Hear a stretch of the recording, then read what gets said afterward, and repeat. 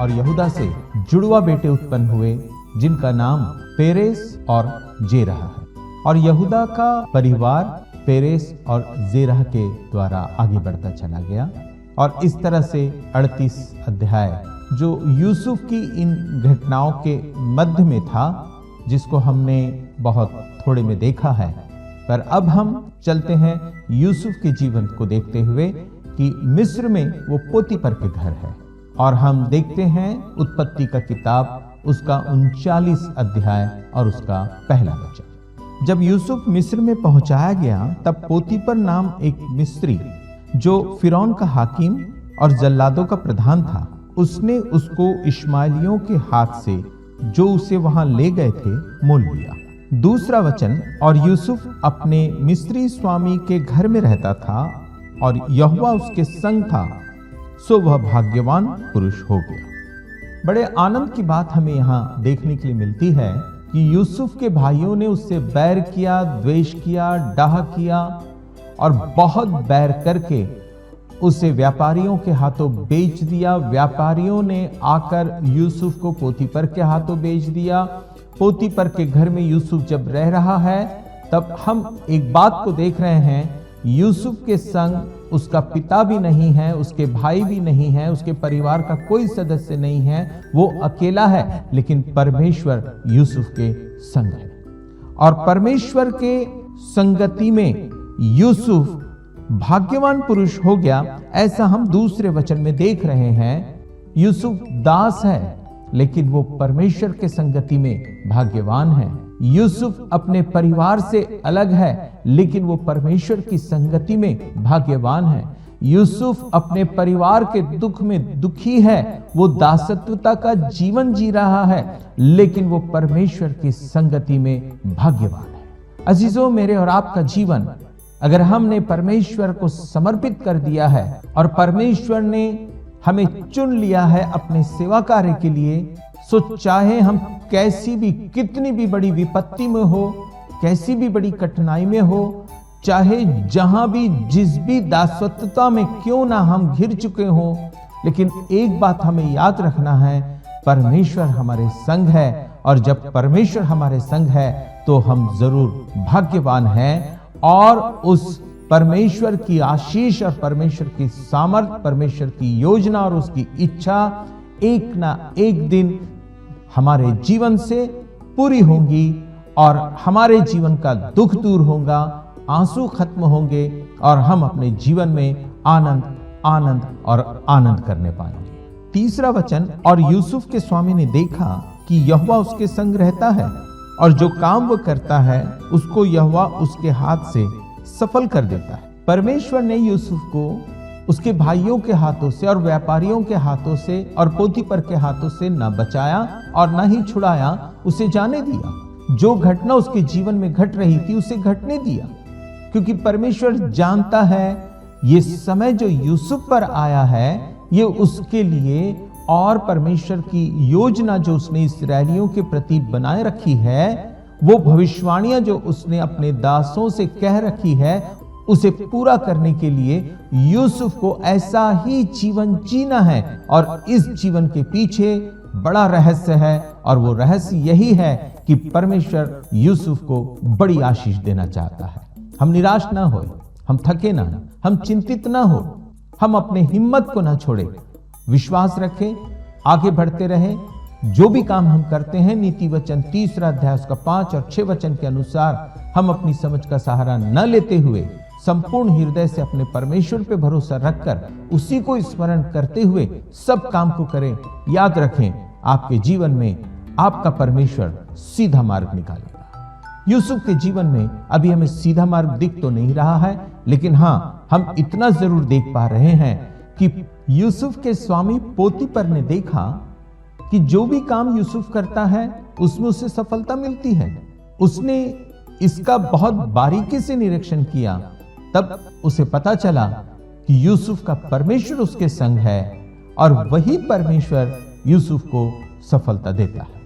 हमारी दुआएं, हमारी प्रार्थना, हमारी विनती परमेश्वर हमारे जीवन में उसे ही पूरा करेगा जिन विनतियों और जिन प्रार्थना और जिन काम की सफलता के कारण परमेश्वर का कार्य पूरा होता है। यूसुफ यहां सफल है क्योंकि परमेश्वर का काम पूरा होने जा रहा है और परमेश्वर यूसुफ को सही मार्ग पर ले जा रहा है और यूसुफ भी सही मार्ग पर चलता जा रहा है। चौथा वचन, तब उसकी अनुग्रह की दृष्टि उस पर हुई और वह उसकी सेवा टहल करने के लिए नियुक्त किया गया। फिर उसने उसको अपने घर का अधिकारी बना के अपना सब कुछ उसके हाथ में सौंप दिया। यूसुफ का काम और उसकी सफलता को देखकर पोतीफर के अनुग्रह की दृष्टि उस पर हुई और उसने उसे अपना अधिकारी, अपनी सेवा के लिए सारा घर-बार उसके हाथों में सौंपकर और उसने अपनी सेवा टहल करने के लिए उसको नियुक्त किया। और यूसुफ फिरौन का हाकिम पोतीफर की सेवा करने के लिए नियुक्त हुआ और उसने अपने घर का अधिकारी बनाकर यूसुफ के हाथों में घर का सारा अधिकार सौंप दिया। उसकी उन्नति हुई, प्रमोशन हुआ। वो दास जरूर है लेकिन वो अपने स्वामी के घर का अधिकारी है। बात सिर्फ यहीं तक यूसुफ के जीवन में पूरी नहीं होती। हमें ऐसा लग रहा है कि हाँ, परमेश्वर इसकी कितनी मदद कर रहे हैं, पर इस मदद और इस सहायता के पीछे एक बड़ा रहस्य छुपा है और वो ये है कि परमेश्वर की मर्जी और परमेश्वर की योजना। याद रखें, आप चाहे जहां भी हैं, जिस भी स्थान पर आप काम कर रहे हैं, परमेश्वर आपका नुकसान नहीं होने देगा। आपका परमेश्वर सच्चा है, आपका परमेश्वर है, वो आपको उन्नति की राह पर लेकर जाएगा।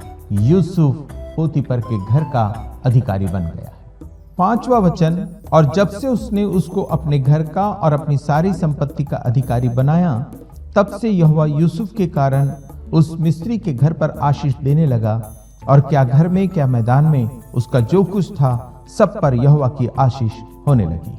आप परमेश्वर के चुने हुए हैं, परमेश्वर के बुलाए गए हैं, अभिषिक्त हैं। आपकी स्थिति, आपकी परिस्थिति चाहे जैसी भी हो, लेकिन जहां भी आप रहेंगे उन लोगों को आपका परमेश्वर आशीष देगा और उन आशीषों से वे लोग आपको ही नहीं परंतु आपके परमेश्वर को भी जानने पाएंगे। छठवां वचन, सो उसने अपना सब कुछ यूसुफ के हाथ में यहां तक छोड़ दिया कि अपने खाने की रोटी को छोड़ वह अपनी संपत्ति का हाल कुछ न जानता था और यूसुफ सुंदर और रूपवान था। यूसुफ जब घर का अधिकारी बना, परमेश्वर के अनुग्रह, परमेश्वर की सामर्थ, उसके बुद्धि और स्वर्गीय ज्ञान को प्राप्त करके यूसुफ ने जब वहां काम शुरुआत की, तब उसका स्वामी जो फिरौन का हाकिम था, पोतीफर ने उसे सब कुछ सौंप दिया। वचन में लिखा है, वो अपनी रोटी को छोड़ और कुछ भी नहीं जानता था कि यूसुफ क्या काम उसके घर और उसके परिवार में कर रहा है। छठवें वचन में यूसुफ से संबंधित एक बड़ी सुंदर बात को हम देखते हैं कि यूसुफ सुंदर और रूपवान था। सातवां वचन, इन बातों के पश्चात ऐसा हुआ कि उसके स्वामी की पत्नी ने यूसुफ की ओर आंख लगाई और कहा, मेरे साथ सो। यूसुफ के जीवन में जो भी घटना घट रही है, ऐसा लगता है वो बड़ी कठिन परीक्षा से गुजर रहा है, पर सच मानो तो यूसुफ परीक्षा की घड़ी से नहीं परंतु कठिन प्रशिक्षण से गुजर रहा है। अब तक जो बातें आई थी ये मानसिक तौर से थी, जिसका संबंध आत्मिकता के साथ था, पर अब शरीर और आत्मा का प्रशिक्षण हो रहा है। यूसुफ रूपवान है, यूसुफ सुंदर है, यूसुफ युवा है और उसकी स्वामिनी ने व्यवस्था के विरोध में काम करने के लिए जबरन कोशिश की। अब देखते हैं यूसुफ कहां तक सफल होता है। आठवां वचन, पर उसने अस्वीकार करते हुए अपने स्वामी की पत्नी से कहा, सुन, जो कुछ इस घर में है मेरे हाथ में है, उसे मेरा स्वामी कुछ नहीं जानता और उसने अपना सब कुछ मेरे हाथ में सौंप दिया है। 9 वचन, इस घर में मुझसे बड़ा कोई नहीं और उसने तुझे छोड़ जो उसकी पत्नी है मुझसे कुछ नहीं रख छोड़ा, सो भला मैं ऐसी बड़ी दुष्टता करके परमेश्वर का अपराधी क्यों कर बनूं? शारीरिक रीति से जो मुश्किल उसके सामने आई, यूसुफ बहुत आसानी से उसमें सफल हुआ। उसने उसे समझाया कि ये गलत है, वो ऐसा नहीं कर सकता। परमेश्वर के विरोध में होगा क्योंकि वो परमेश्वर का चुना हुआ है, परमेश्वर का अभिषिक्त है। 10वां वचन, और ऐसा हुआ कि वह प्रतिदिन यूसुफ से बातें करती रही, पर उसने उसकी न मानी कि उसके पास लेटे व उसके संग रहे। स्वामिनी प्रतिदिन कोशिश करती रही कि वो बुरा करे। ऐसा वो क्यों कर रही है? हमने बीते शिक्षाओं में देखा था, आत्मिक युद्ध यूसुफ के साथ भी न बल्कि प्रशिक्षण परंतु एक आत्मिक युद्ध हो रहा है, जहां परमेश्वर उसके संग रहकर उसे अपनी योजनाओं में आगे बढ़ा रहे हैं, वैसे ही शैतान भी उसे परमेश्वर के कार्य करने के अयोग्य ठहराने के लिए पूरी कोशिश कर रहा है, और उस कार्य को सफल करने के लिए उसने पोतीफर की पत्नी का इस्तेमाल किया। परंतु यूसुफ धन्य है जो वो उसके झांसे में नहीं फंसा, और पोतीफर की पत्नी भी अपनी कोशिशों से नहीं हटी।